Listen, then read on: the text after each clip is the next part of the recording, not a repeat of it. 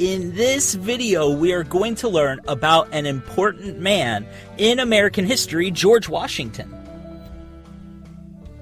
George Washington was a military general and led the American colonists to victory in the American Revolution. He was a founding father of the United States, meaning he was one of the people who started the United States of America. And he served as the first president of the United States, the very first president of the United States. Let's look at his life to see how George Washington helped start the United States of America. It starts in 1732. Wow, that was a long time ago.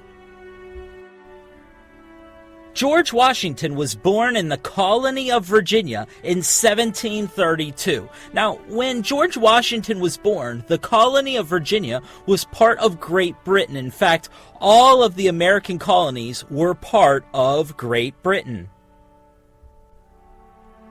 This is what the British flag looked like during George Washington's lifetime. It looked pretty similar to what it looks like today.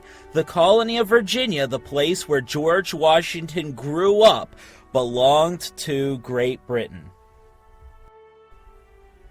Now, a lot of people have wondered what George Washington was like as a kid, right? But George Washington didn't share many details about his childhood. There is a popular legend about George Washington when he was 6 years old. It's an interesting one. The legend says that George Washington received an axe for his birthday and used it on one of his dad's cherry trees. Uh-oh! That's a weird gift to get for your 6th birthday. When his dad found out that his cherry tree was damaged by young George, George was brave and told his dad the truth, saying, "I cannot tell a lie." This legend is one of the most famous legends in American history. The legend was written by this guy, a man named Parson Weems. That's an interesting name. He was the first person to write a biography on George Washington after he died. Most historians believe this story was made up by Parson Weems. Even though it was made up, it is a legend that many people think of when they think of George Washington. One thing we know for sure about George's childhood is that his dad died when George was just 11 years old. After his dad died, George spent some time living with his half-brother named Lawrence at a place called Mount Vernon, the plantation owned by Lawrence. Living with his half-brother Lawrence, George was able to learn how to survey land. To survey land is to figure out the distance between different parts of a piece of land, usually to figure out how big a piece of land is. Someone who surveys land is called a land surveyor. In order to be a land surveyor, you have to know a lot of math. George Washington had to use his math skills to survey land. As he got older, people paid him to survey their land, and he had to use math skills every time he did it. This is pretty cool. Here is a picture of a land survey done by George Washington himself. Oh my goodness, he had fancy handwriting. This is so sad. He may have continued working as a surveyor if it weren't for another tragedy in his life. 9 years after his dad died, George's half-brother Lawrence got sick and died too. George was 20 years old when Lawrence died. 2 years later, when George was just 22 years old, he became the full owner of Mount Vernon. Now, we didn't mention this earlier, but Lawrence had been a military general for the British in the Virginia militia. Remember, the colony of Virginia, like the other American colonies, belonged to Great Britain. George decided to follow in his footsteps and became a major in the Virginia militia. This was a big deal, especially for someone as young as George was. And it didn't take long for George Washington to be put to the test. The governor of Virginia sent George Washington on a special mission to tell the French to leave an area called the Ohio Valley. They didn't like that, and they made it clear they would not leave the Ohio Valley, and 1 year later, George Washington led hundreds of soldiers in an event that would start the French and Indian War. The French and Indian War made George Washington famous. He wrote about his experiences and became well known, not just in the colonies, but also across the Atlantic Ocean in Great Britain. The French and Indian War not only made George Washington famous, but it also gave him military experience that he would later need during the American Revolution. After the war, George was not offered a placement in the regular British Army, which must have been so frustrating after all he did, and he returned to his plantation, remember, called Mount Vernon. He got married to a lady named Martha and started a family at Mount Vernon. So he settled down, and that might have been the end of his story, but he also got involved in politics, which would put him at the right place at the right time. After years of being a politician in Virginia, in 1774, George Washington was chosen to be a delegate of Virginia in the First Continental Congress. A delegate is someone who is sent to represent other people. Virginia trusted George Washington to represent their interests. It was really cool. George Washington was frustrated with how the colonies were being treated by Great Britain, just like so many other colonists. Many of their rights were taken away by laws called the Intolerable Acts. Colonists called them the Intolerable Acts because they weren't able to take it. They were intolerable. Well, in 1775, the American Revolutionary War began, and the Second Continental Congress decided to set up their own army, called the Continental Army.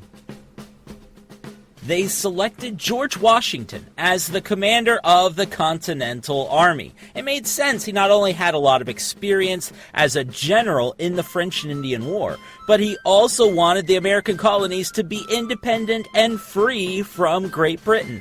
George Washington accepted the position, but he refused to get paid to serve as commander of the Continental Army. That's right, he wanted to volunteer and serve without any cost to the American colonies. What a nice guy.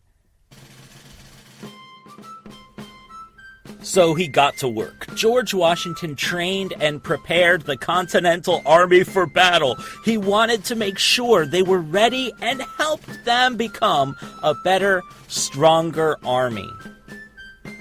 And here was his job, if you will. George Washington helped come up with battle plans, led the Continental Army in many battles, and helped the Continental Army run like a well-organized unit. And he was a great commander. Part of what made him a great commander was he was not afraid to take risks.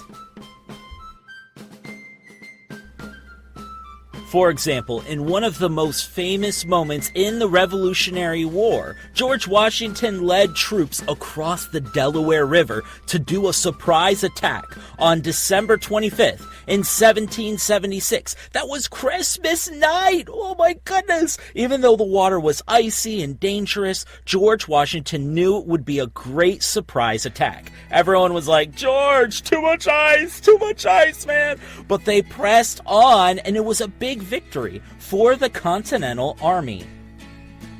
George Washington eventually led the Continental Army to victory. With help from the French, the Americans defeated the British.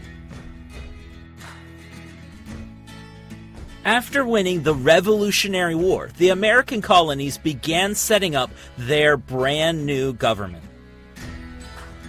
And really to no one's surprise, George Washington was picked to lead the Constitutional Convention that established order in the new government. And of course, because he was presiding over everything, George Washington signed the Constitution.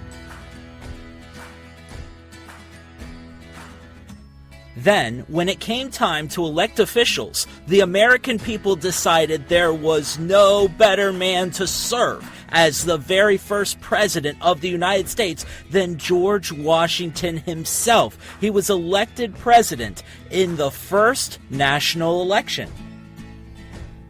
In 1789, after he was sworn in as President of the United States, he went to live in Philadelphia. Philadelphia was the temporary capital of the United States. This is a picture of the house he lived in while he was president. Now, of course, this was before the White House was built. This is the house in Philadelphia that George Washington lived in. Before we keep talking about George Washington as president, we have a random fun fact about George Washington for you. Did you know that George Washington didn't wear a wig? That's right, that was always his own hair. He grew it long and would just pull it back. The reason his hair always looked white was because he powdered his hair. He must have thought it looked awesome. So if anyone ever asks you for a cool random fact, let them know that George Washington didn't wear a wig. Guess he didn't need one. It's shocking, isn't it, Mr. Whiskers? It's just crazy. He didn't wear a wig. He didn't wear a wig. All right. Well, back to George Washington as president. As we mentioned earlier, he was living in Philadelphia, which was the temporary capital of the United States, which is interesting. And as you might imagine, as neat as being the first president sounds, it was really difficult and challenging. There were many issues that needed fixing, being a brand new nation and all. But George Washington worked hard to give the United States a strong start. In the second national election, George Washington was elected president for the second time. He refused to run a third time and started the tradition by most presidents of serving no more than 2 terms. Can you spot President George Washington in this picture? Yeah, he's right there, yep, Not only did George Washington help the American colonies win their independence and become a new nation, but George Washington also served as the first president of the United States. That is why George Washington is often called the father of his country. Sadly, George Washington wasn't able to see much of what America would become. He became sick and died in 1799 at Mount Vernon. George Washington made a huge impact, and he is celebrated and honored all around us. The capital of the United States, Washington, D.C., was named after George Washington. The Washington Monument in Washington, D.C. was built to honor the memory of George Washington, the father of the United States. We see George Washington honored on our money, like the dollar bill. Dollar bills are super cool, and George Washington is on all of them. He is also on the quarter. George Washington is on the front of every single quarter, even the state quarters. And, of course, George Washington is on Mount Rushmore. It's the amazing sculpture that was carved right into the granite of a mountain in South Dakota. Wow, he is featured on many other sculptures, but this is the biggest and most famous. What a life George Washington lived. Here are just a couple of his accomplishments. He was a general in the French and Indian War. He was the commander of the Continental Army, and he was the first president of the United States.